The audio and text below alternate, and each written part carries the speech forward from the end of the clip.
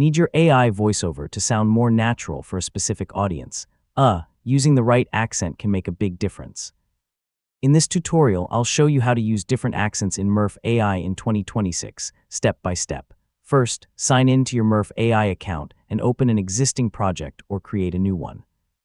Once you're inside the editor, you'll be ready to select a voice that supports the accent you're looking for. Next, open the voice library to explore the available AI voices. Murf AI offers voices across multiple languages and regions, making it easier to match your narration to your intended audience. Use the available filters to narrow down your options. Depending on the voices included with your account, you may be able to filter by accents such as American English, British English, Australian English, or other supported regional variations. After selecting an accent, preview a few different voices before making your choice. Even within the same accent, voices can vary in tone, pacing, and speaking style, so it's worth comparing several options. Once you've found the right voice, generate a preview using your own script.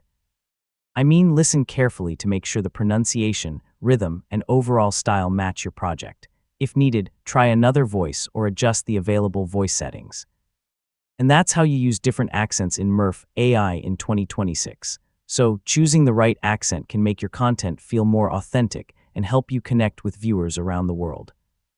Thanks for watching, and I'll see you in the next tutorial.